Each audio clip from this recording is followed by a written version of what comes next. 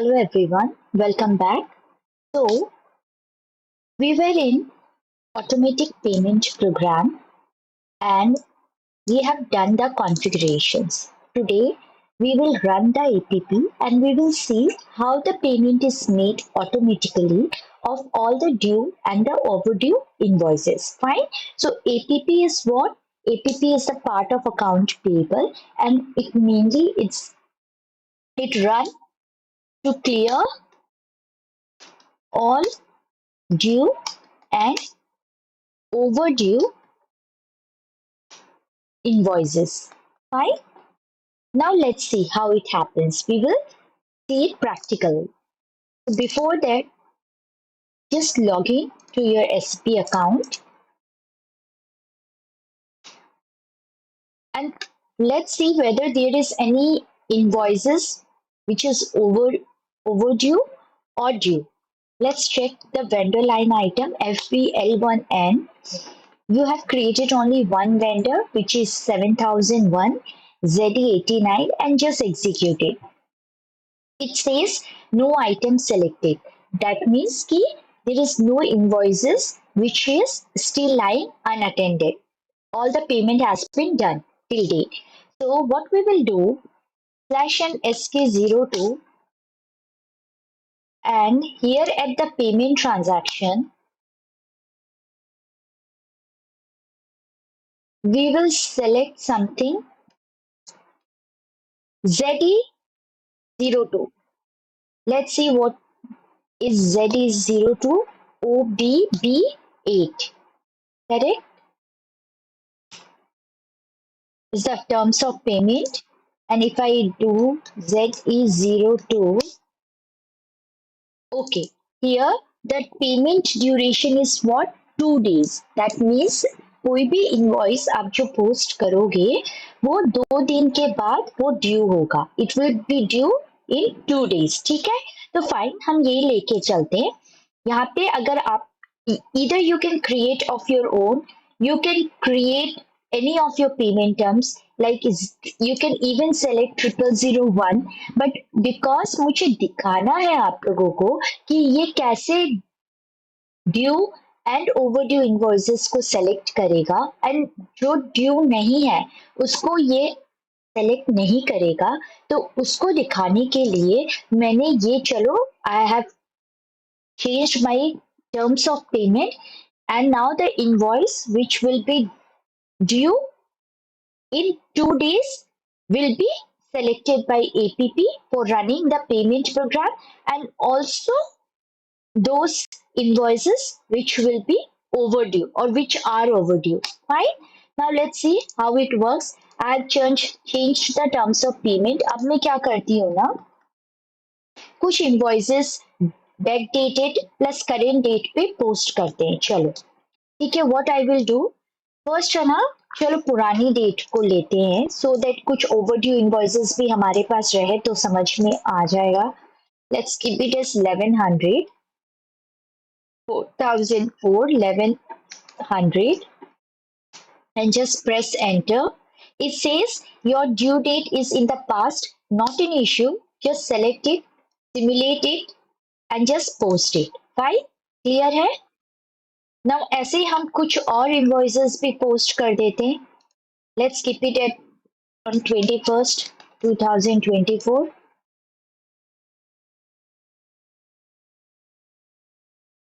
This time 1200.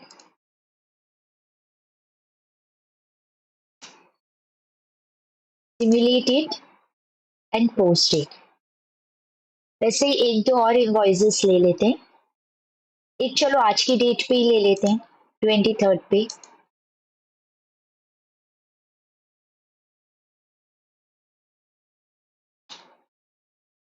Simulate it and post it.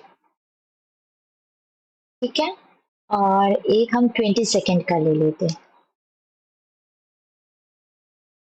Previous date का. Let's keep it as 1500 and just enter it and simulate it and post it. ठीक है, अब चलो हम देखते हैं /NFPL1N में वेंडर लाइन आइटम में एग्जीक्यूटिव। यहाँ पे आपको डॉक्यूमेंट डेट दिख रहा है। पहले हम क्या करते हैं, पोस्टिंग डेट भी ले लेते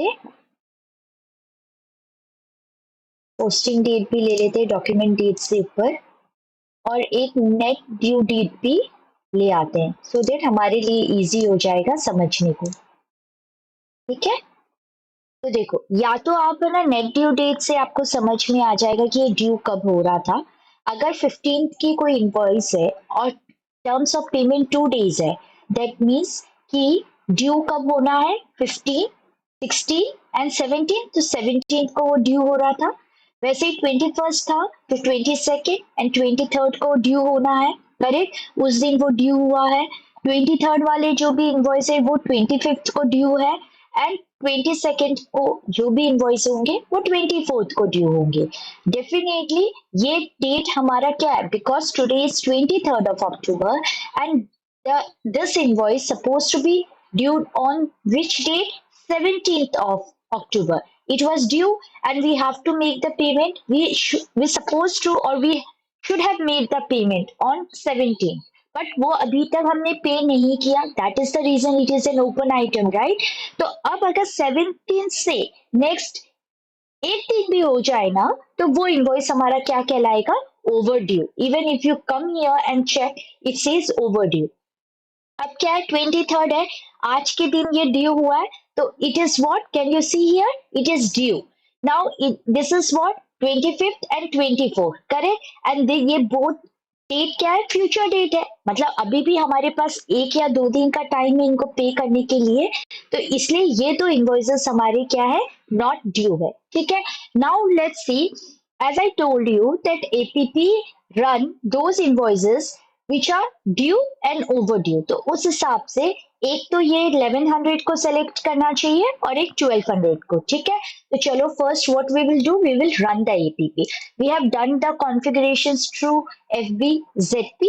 now for running the transaction code is F110। ठीक है, अब क्या है ना, यहाँ पे दो चीजें हैं, एक है रन डेट और एक है आइडेंटिफिकेशन। रन डेट का मतलब ये है कि आप कब कब इंस्ट्रक्शन देना चाहते हो एसएपी को कि वो रन करे ऑटोमेटिकली, वो प्रोसेस कर दे इनवॉइस का पेमेंट। तो it could be every day, every alternate day, or once in a week, twice in a week, it's all, or in 15 days, it's all depend on the discussion between the client and definitely the consultant team. ठीक है, जो भी client चाहेंगे उसके according हम mention कर देंगे। हाल फिलहाल बिकॉज हम चाहते हैं आज की डेट पे ये रन हो, तो हम रन डेट आज का लिख देंगे। आइडेंटिफिकेशन कोड का मतलब होता है anything which is unique code. ठीक है, ये मैक्सिमम 5 डिजिट का होता है। अब आप 2 लिखो, 3 लिखो, 4 लिखो, it's all on you, but maximum it is what, 5 digit identification code. Fine. So what you can do, एक चीज याद रखना, सपोज अगर आपने ZE89 से you have kept the identification as your company code, तो नेक्स्ट टाइम जरूरी अगर आप वापस से, सपोज ये एक कुछ इनवॉइस है, कुछ 10 इनवॉइसेस है जिसको आपने रन किया था मॉर्निंग में। Now in the evening what happen, you have to run again APP for say 20 invoices. I'm just taking a random example. ठीक है, तो आप वापस से रन डेट तो डेफिनेटली सेम ही होगा। अब you do not have any option to change the date, because अगर आप कोई भी चीज आज शाम को, आज सुबह रन कर रहे हो और आज शाम को भी कर रहे हो, तो डेट में तो कोई चेंजेस है नहीं, तो डेट सेम रहेगा। लेकिन ये चीज आप समझो कि आइडेंटिफिकेशन कोड आप सेम नहीं लिख सकते हो, क्योंकि आपने ऑलरेडी इस कोड को रन भी कर दिया था और आपने इसका पेमेंट भी कर दिया है। How, I will show you now. तो एक बार ये कोड अगर यूज हो गया ना, तो आप दोबारा से वो सेम कोड यूज नहीं कर सकते हो। इट कुड बी एनीथिंग, या तो आप ए लिख दो, बी लिख दो, anything, but it has to be different from the one which you used earlier while making the payment. अब है ना, ये कोड आप यूज कर सकते हो, तो अगर आप ये यूज करते हो ना, then one thing has to be change. अगर सपोज आप नेक्स्ट डे वापस से रन करते हो और आप सेम कोड यूज करते हो, तो फिर ये प्रोसेस कर लेगा। दैट मीन्स कि either of one thing has to be different. Clear है? मतलब कुछ एक चीज अलग होना पड़ेगा, या तो डेट अलग हो या आइडेंटिफिकेशन अलग हो। और अगर हमारा आइडेंटिफिकेशन सेम है तो डेट अलग होना पड़ेगा। क्लियर है? तो चलो हम क्या करते हैं, आज की डेट ही लिख लेते। Identification we will keep as ZE89 as of now. ठीक है? यहाँ पे 5 टैब्स है। Status, parameter, free selection, additional log, print out और डेटा मीडियम। ठीक है? हम क्या करेंगे, अभी देखो ये रेड में है, राइट? नो पैरामीटर, बिकॉज हमने कुछ भी अभी तक एंटर किया ही नहीं है। So what we will do, we will come to parameter. ठीक है? Okay, you do one thing, because मुझे आप लोग को एक्सप्लेन करना है ना। I will take a different code, because ये वो कोड है जो मैंने ऑलरेडी यूज किया था पहले। तो अभी आप करो, आप है ना, सपोज ZE89B लिख लो। ठीक है? And just press enter. Now you come to parameter. Do not get confused because I have already used that code. Definitely मैंने आप लोग को दिखाया नहीं, but because आपको वो उस पे do not put pressure on this कि मैंने क्यों नहीं दिखाया। आप जो भी चीज मैं कर चुकी हूँ, वही चीज मैं आप लोगों को एक्सप्लेन कर रही हूँ हाल फिलहाल। ठीक है? तो इट्स नथिंग कि मैंने कुछ चीज आप लोगों को शो नहीं किया। Everything I am showing you, but the only difference is that I can use the same code. So what you will do, you will use I have used a different code now.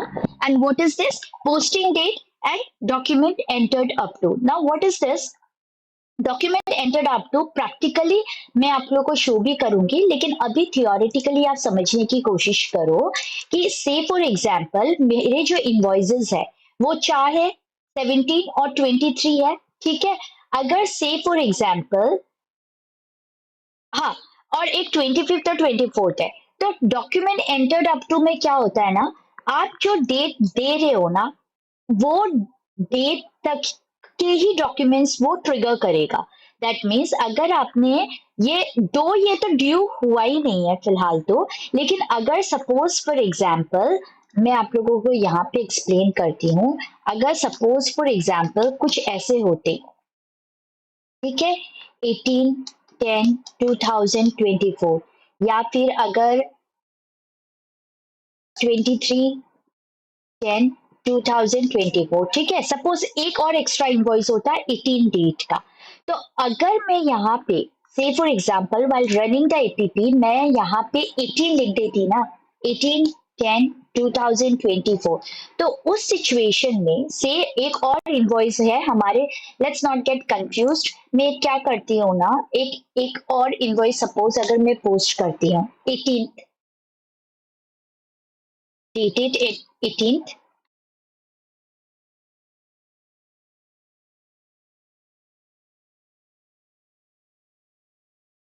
say 2000, just press enter, enter, simulate it and just post it. ठीक है? अब इसको आप हटाओ and just come here and refresh it. Now can you see? Again there is a posting date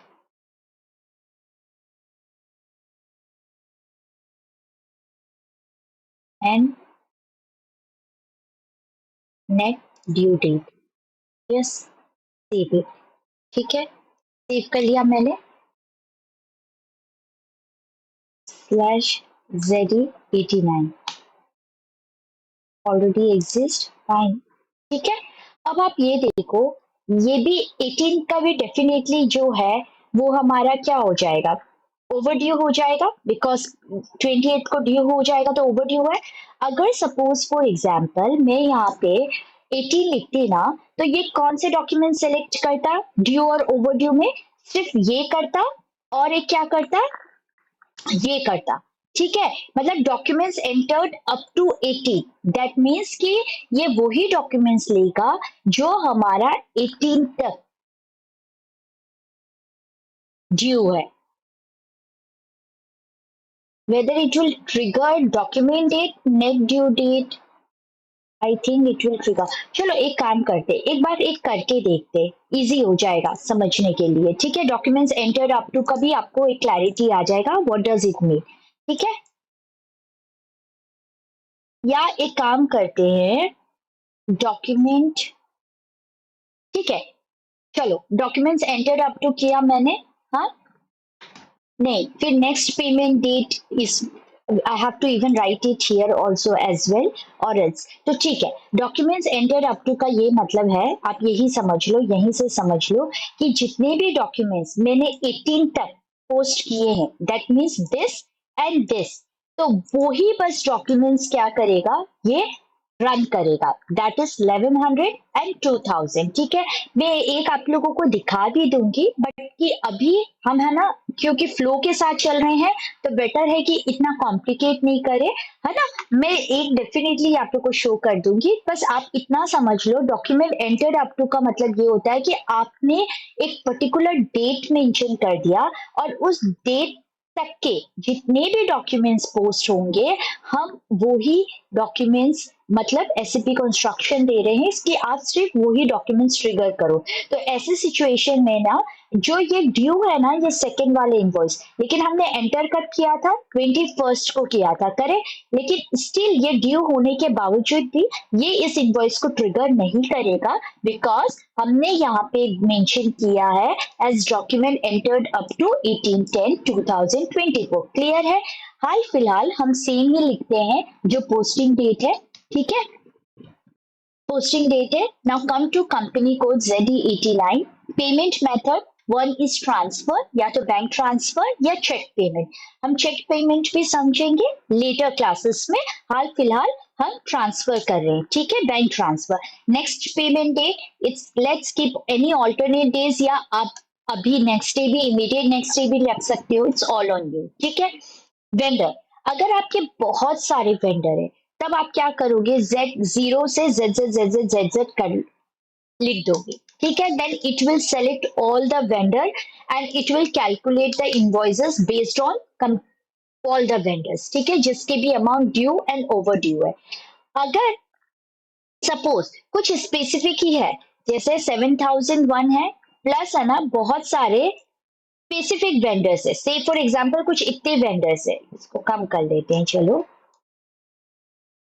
और कम कर लेते हैं।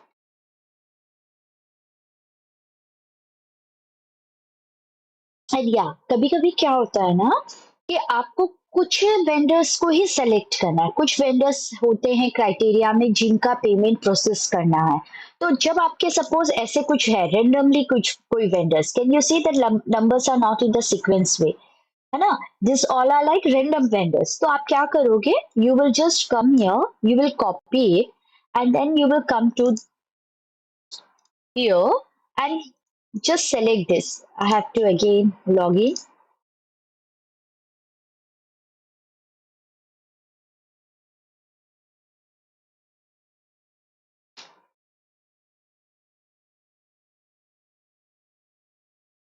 F110, again the same date, ZE, let's keep it P, parameter, here ZE89, T, next payment date, and here what I will do, I have copied it from the Excel sheet.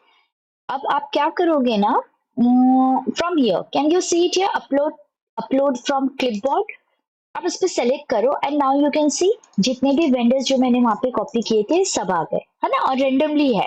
तो अगर जब ऐसे situation हो तो आप ऐसे करोगे। हाल फिलहाल हमने एक ही वेंडर क्रिएट किया है, you all know that, which is 7001, तो हम यहाँ पे बस 7001 लिखेंगे। ठीक है, now come to free selection. Free selection एक अलग से एक टॉपिक है जो मैं लेटर क्लासेस में कवर करूंगी। कम टू एडिशनल लॉग, इसमें आप कोई भी 3 सेलेक्ट कर लो, I generally select first, second and third, and again you have to write your vendor. ठीक है, and just this is another print out and data medium. Print out and data medium ये कब होता है, जब हम चेक के through payment करेंगे। तो हाल फिलहाल हम तो बैंक ट्रांसफर कर रहे हैं, तो कोई जरूरत नहीं है, इसको हम इग्नोर करेंगे, just control S. Once you are done, come to status, है ना। Now come to proposal. Proposal का मतलब क्या होता है कि आप है ना पहले रन करोगे और चेक करोगे वेदर जो प्रपोजल है वो सेफली और करेक्टली सक्सेसफुली रन हुआ या नहीं हुआ, और अगर नहीं हुआ तो क्या मिस्टेक है वो मिस्टेक भी हम चेक करेंगे। तो फर्स्ट क्या करते, चलो प्रपोजल में आप आओ, है ना, start immediately and select it. Now keep entering, just keep pressing enter enter button जब तक ये येलो जो साइन है ना प्रपोजल इज रनिंग ये ग्रीन में कन्वर्ट ना हो जाए। वैसे तो मैंने एक बार में किया तो हो गया, बट अगर आप लोग में suppose it's bulk of invoices so keep pressing enter enter button. So yeah, until you come to this, what payment proposal has been created. Now come to proposal. Can you see it here? Display proposal. Display proposal का मतलब है कि आप check कर पाओगे कि इतने इन सब इनवॉइस में जितने भी इनवॉइस हमारे ड्यू एंड ओवर ड्यू है ये सक्सेसफुली हमारा रन हुआ या नहीं हुआ, और कौन कौन से लाइन आइटम्स को इसने कवर किया है। कैसे, वो मैं अभी आपको बताती हूँ। फर्स्ट आप इसको एग्जीक्यूट कर लो। तो वैसे इसको कितने करने थे, 1, 2 और 3, लाइक 1100, 1200 एंड 2000। लेट्स सी इसने किया या नहीं किया। तो डिस्प्ले में आप आओ। पहली बात तो ये कुछ तो मिस्टेक है, अगर कुछ मिस्टेक नहीं होता तो ये ग्रीन हो जाता, और मुझे पता है क्या मिस्टेक है क्योंकि ये मिस्टेक मैंने जानबूझ के की। आई हैव पर्पसली मैंने इस तरीके से किया था कि वो मिस्टेक्स अराइज हो, तो दैट ये कॉमन मिस्टेक्स है जो आप भी फेस करोगे, और अगर नहीं भी करते हो फेस सपोज तो आपको पता होना चाहिए कि उस मिस्टेक का क्या कोज है। ठीक है, तो इसलिए ये मुझे पता था कि ये मिस्टेक ये एरर होगा, इसलिए ये ग्रीन है। अगर हमारा सक्सेसफुली रन हो जाएगा तो ये ग्रीन, ये रेड, सॉरी ये रेड है। अगर सक्सेसफुली रन हो जाएगा तो ये रेड हमारा ग्रीन में कन्वर्ट हो जाएगा। अब ये 4300 है, अगर हमें देखना है कौन कौन से लाइन आइटम ने इसने कवर किया है, तो just double click on it. Once you double click on it, can you see 1100, 1200 and 2000? And मैंने बोला भी था आप लोगों को कि ये due and over due invoices लेगा, दैट मीन्स 1100, 1200। डेफिनेटली ये दो तो ड्यू था ही नहीं, तो इसको सेलेक्ट भी नहीं किया। एट 2000, तो मतलब इसे सेलेक्ट तो सही किया, बट डेफिनेटली कुछ गलतियां हैं जो हम अभी देखेंगे। अब बैक आओ, ठीक है, just come back. Now can you see here proposal log. Proposal log का मतलब होता है कि क्या गलती, गलती कहाँ पे आप गलत हो रहे हो वो आपको डिटेल बताएगा। तो आप इस पे डबल क्लिक करो एंड जस्ट कम डाउन। देखो ये तो कॉमन डिटेल है जो आप हर चीज में देखोगे। ड्यू डेट डिटर्मिनेशन डॉक्यूमेंट ये है, ठीक है, 1100 का है। ग्रेस पीरियड 2 दिन का है, अभी कोई ग्रेस पीरियड और बचा नहीं है। पेमेंट हमारा 17 तारीख से पहले होना था, नेक्स्ट पेमेंट अब 20। सो नेक्स्ट पेमेंट इस तारीख को है, एंड इसमें हमें कोई कैश डिस्काउंट नहीं मिल रहा है। ये सेम चीज हर मतलब जो जितने भी लाइन आइटम सबने इसने सेलेक्ट किए हैं उस सब के बारे में इसने मेंशन किया। कीप कमिंग डाउन, क्योंकि जो भी एरर होगा ना वो डाउन में, जो भी एरर होगा ना वो डाउन में मेंशन होगा। तो अगर आप देखो तो can you see here none of the payment method T has been entered in the master record. What does it mean? It mean कि आपने definitely you have created your parameter where you have mentioned कि क्या हमने mention किया है that payment method is T, whereas अगर हम S के 02 करते हैं ना, S के 02 करते हैं तो it says कि आपने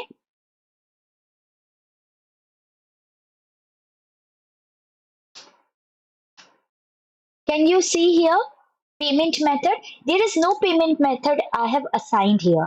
तो एसएपी जो मैंने इंस्ट्रक्शन दिया, तो एसएपी का कंट्राडिक्ट हो रहा है इस सिचुएशन में कि आपने बोला है बैंक में ट्रांसफर करना है। Fine, I understand that, but आपने अपने मास्टर डेटा में जिस भी वेंडर का आपको पेमेंट करना है उसके मास्टर डेटा में तो आपने कुछ मेंशन किया ही नहीं है। तो इसलिए ये हमें ये बोल रहा है व्हाट इट इज सेइंग, आपने पढ़ा था ना अभी, इट सेड कि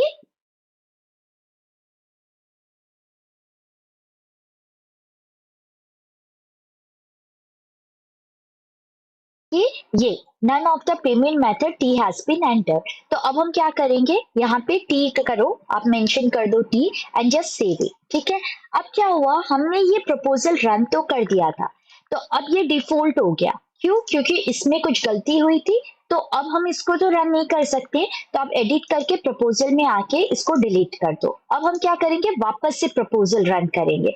चलो इस बार वापस से रन करते हैं एंड लेट्स सी कि इस बार भी कोई एरर आता है क्या। Just keep pressing enter, again check you at proposal, फिर से कुछ एरर है, come back, come to proposal, now come down, again come down, and now what is mentioned कि payment method T check हो गया है, bank detail are being checked, customer and vendor bank detail are being read, customer vendor are checked, customer vendor does not have any bank detail, no permitted, okay fine। it says क्या, देखो customer या vendor जो भी आप payment कर रहे हो उसका कोई भी बैंक डिटेल नहीं है, तो मैं पेमेंट करूँ कहाँ, ट्रांसफर भी करना है तो there should be some bank details, right?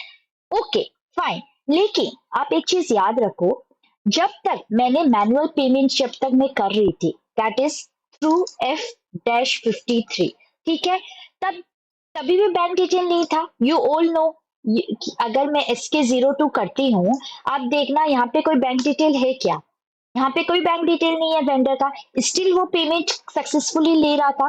तो अभी क्या प्रॉब्लम हो गया कि ये जब मैं APP के थ्रू कर रही हूँ, तो ये हमें पेमेंट के बैंक डिटेल के लिए इंडिकेशन या इंस्ट्रक्शन दे रहा है।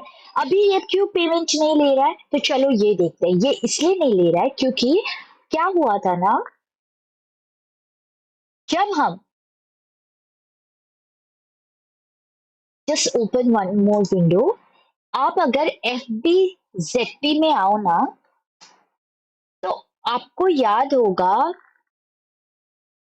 Payment method in country, correct?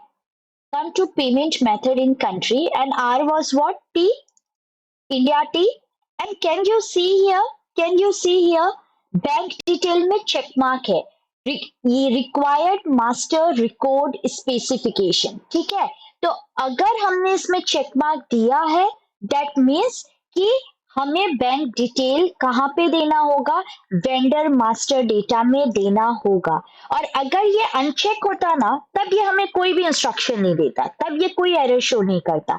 लेकिन प्रैक्टिकली भी आप सोचो तो डेफिनेटली आप जब भी पेमेंट करोगे तो डेफिनेटली किसी के बैंक अकाउंट में तो करोगे ना, वेंडर का खुद का तो कोई एड्रेस होगा ना। इसलिए बाय डिफॉल्ट हम जनरली क्या करते हैं, इसमें चेक मार्क रहने देते हैं, ठीक है। लेकिन ये क्योंकि मैंने उस वक्त इसलिए नहीं दिया था क्योंकि मुझे आप लोगों को समझाना था, तो अभी हाल फिलहाल आप लोग चेक मार्क दे दो, ये आपका रहना चाहिए। बिकॉज रियल टाइम में भी तो आप कहीं तो पेमेंट करोगे ना, वेंडर का खुद का तो कोई एड्रेस होगा ना, विच इज ऑब्वियस, ठीक है। लेकिन अगर ये चेक मार्क नहीं होता ना, अभी बैंक डिटेल था इसलिए इसने एरर शो किया, अगर कुछ भी चेक मार्क नहीं होता ना तो स्टिल ये पेमेंट ले लेता। लेकिन रियल टाइम में ये प्रैक्टिस हम फॉलो नहीं करते, बिकॉज डेफिनेटली कोई भी वेंडर का पेमेंट हम करेंगे तो किसी बैंक अकाउंट में ही करेंगे, ठीक है।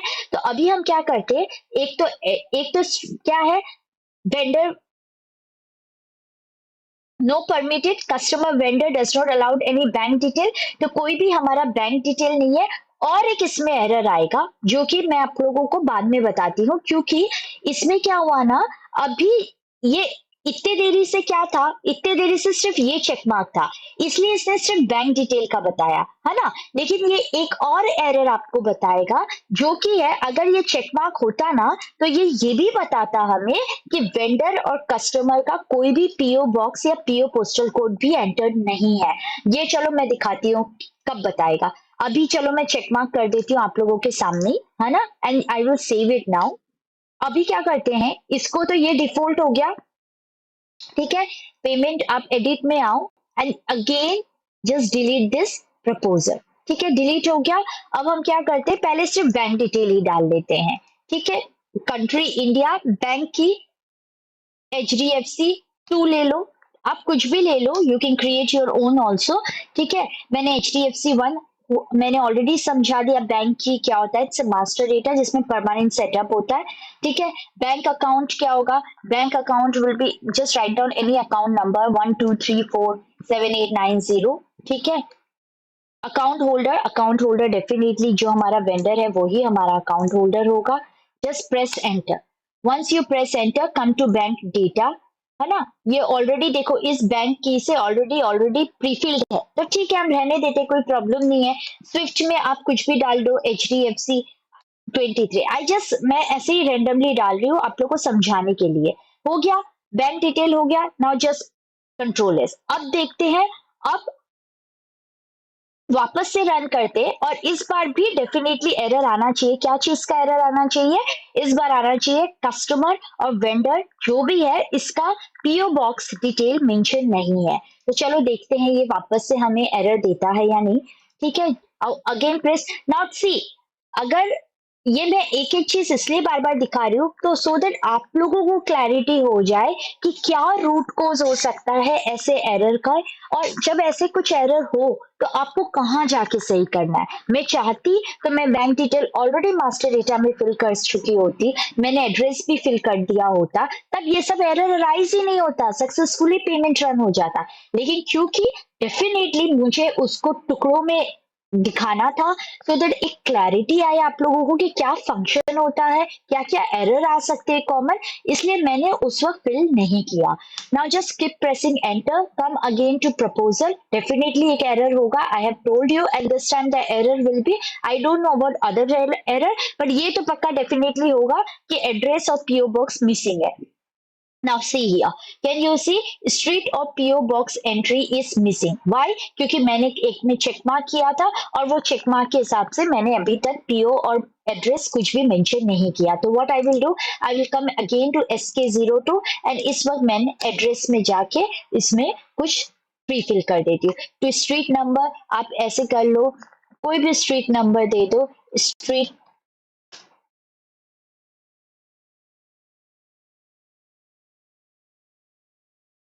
BL Saha, BL Saha, house number 900। Postal code I will randomly मैं दे देती हूँ। डेफिनेटली जिस भी रीजन का आप रहोगे आपको वहीं का पोस्टल कोड देना होगा। रीजन मैं कोई भी ले लेती हूँ, लेट्स कीप इट एनीथिंग। ठीक है, मैं ले लेती हूँ